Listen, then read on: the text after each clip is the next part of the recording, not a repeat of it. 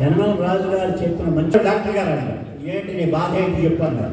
Doctor గారు, వారం రోజుల నుంచి ఒళ్ళంతా పురుగులుగా ఉన్నాయి, పళ్ళు సలుపుతున్నాయి, జుట్టు ఊడిపోతుంది డాక్టర్ గారు, మంచి మంది పడ్డారు. చిన్న టార్చ్ లైట్ తీసుకొని నోరు తెరవమన్నాడు. టార్చ్ లైట్ వేశాడు, చెవిలో టార్చ్ లైట్ వేశాడు, కళ్ళలో వేశాడు. సరే, ఇంటికి మీరు ఏ సోప్ వాడతారు అని. Dhananjay soap sir. ఏ షాంపూ వాడతారు? ధనంజయ్ షాంపూ. ఏ టూత్పేస్ట్ వాడతారు? ధనంజయ్ టూత్పేస్ట్. ఓహో, పతంజలి లాగా ధనంజయ్ ఇంటర్నేషనల్ బ్రాండా అని. కాదు, ధనంజయ్ మా రూమ్మేట్ అన్నారు. మొహమాటం అనేది చాలా ప్రమాదకరమైంది. మనం నో అని చెప్పాల్సిన చోట ఎస్ అని చెప్పేస్తూ ఉంటాం. బ్రదర్ ఈ పని చేసి పెట్టాలంటే అలాగే అని చెప్పేస్తాం. ఆ తర్వాత అది చేసి పెట్టాలంటే నానా కంటాలు పడతాం. అనవసరంగా ఇరుక్కుపోయాను. అలాంటి ఒక పెద్ద మనిషి సుబ్బారావు కొత్తగా స్కూటర్ కొన్నాడు. స్కూటర్ వేసుకొని హుషారుగా రోడ్డు మీదకి వచ్చాడు. బ్యాలెన్స్ తప్పి రోడ్డు పక్క కాలువలో పడిపోయాడు. మా చేతికి దెబ్బ దగ్గర పాపం పైకి వచ్చాడు. ఎదురుగా ఒక అందమైన అమ్మాయి కనిపించింది మిడ్డీలో. చూసి నవ్వే. ఆ అమ్మాయి నవ్వలా.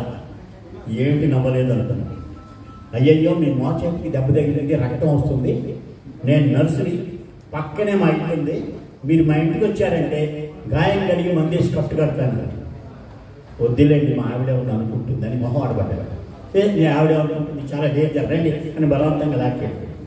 మొహం ఆడబడ్డాడు. అందమైన అమ్మాయి లాక్కెడుతుంది కదా. గాయాన్ని కడిగి మందేసి కట్టు కట్టింది. థ్యాంక్ యూ, వెళ్ళొస్తాను. ఎలాగో వచ్చారు కానీ కాఫీ తాగిపోండి అంటే. వద్దొద్దు, మా ఆవిడ అనుకుంటుందని మళ్ళీ మొహమాట పడ్డాడు. మీ ఆవిడ ఎక్కడో మీ ఇంట్లో ఉంది, ఆవిడ అనుకుంటుంది, త్వరగా తాగండి. లేదు, ఇంకా ఆ కాలంలోనే ఉంది ఆవిడ. ఇట్లాగా ఇంటికి వెళ్ళిన తర్వాత తలకి కట్టు కట్టించుకోవాలి. అలాంటి పరిస్థితి. అలాగే ఆత్మ సౌందర్యం అని సబ్జెక్ట్ ఉంది మనకి. బాహ్య సౌందర్యం కంటే ఆత్మ సౌందర్యం గొప్పదని మన పర్సనాలిటీ డెవలప్మెంట్లో చెబుతూ ఉంటాం. కానీ ఆండాళ్ళకి 50 ఏళ్ళండి, ఎప్పుడు హుషారుగా ఉంటుంది.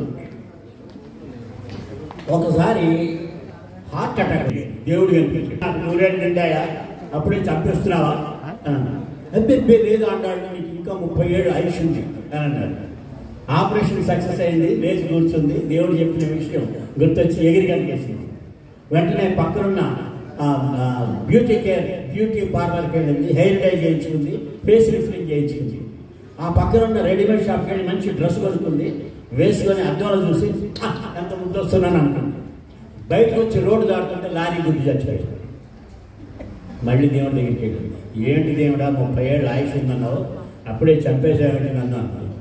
ఓసి నీ మేకప్ తగలయ్యా, నిన్ను గుర్తుపట్టలేదు అని నాని ఖర్చు.